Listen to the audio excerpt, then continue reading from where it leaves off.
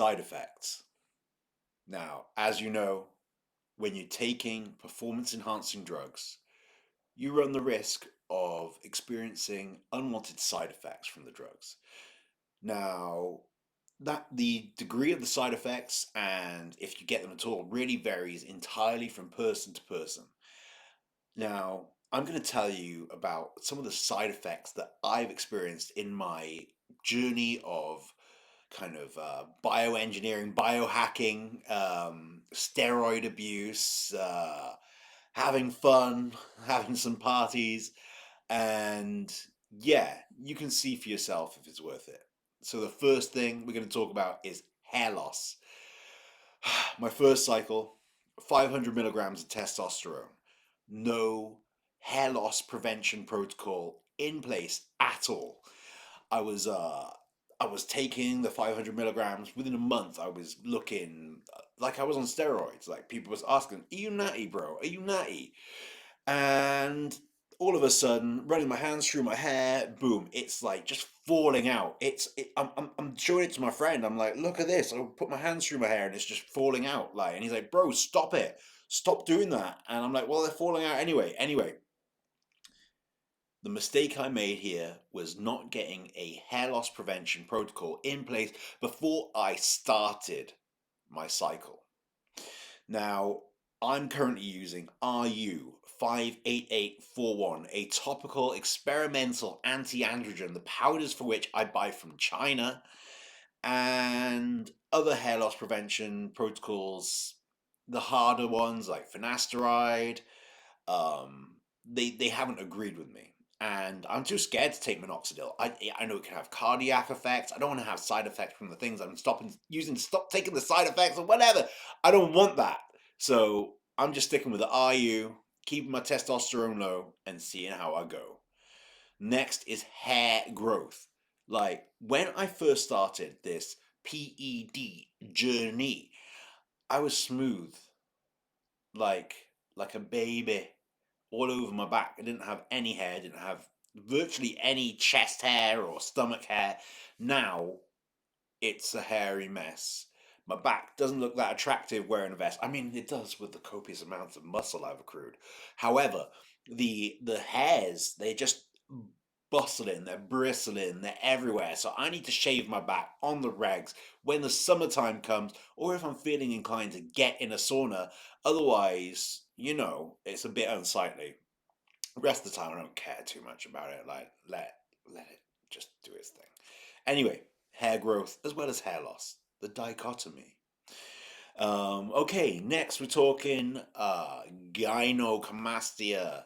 We're talking bitch tits. We're talking glandular tissue on the breast. Now, this happened to me. I can't remember. It was ages ago. I was taking, I believe, a little bit of Deca, a little bit of NPP, fast acting Deca, 350 milligrams to test. But the thing, maybe a little bit of D-bol here and here, all very estrogenic kind of estrogen inducing compounds. Controlling my estrogen with an anastrozole, and basically I started to use the HCG for improvements in libido and erectile quality. Now, for me, out of all those drugs, you're talking D-bol, Dianabol, that aromatizes hard, bro.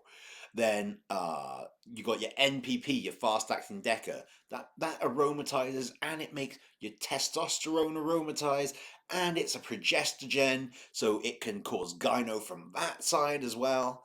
And testosterone, well, that aromatizes into estrogen in like the fat and other areas of the body, and yeah, all of these were a combination that was adding up to me having uncontrollably high estrogen, intolerably high estrogen.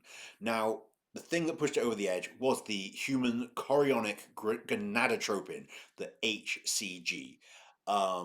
This just makes me produce so much estrogen.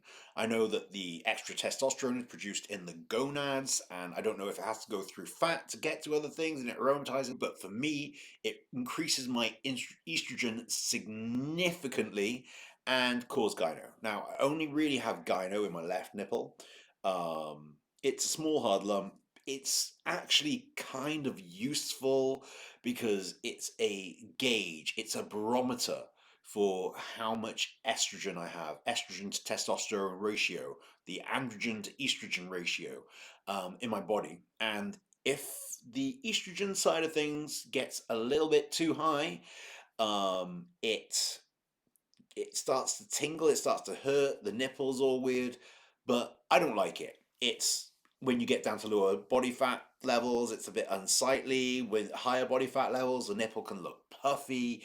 Um, it can be sensitive, and the only way to get rid of it is surgery. I've tried using SERM, selective estrogen receptor modulators.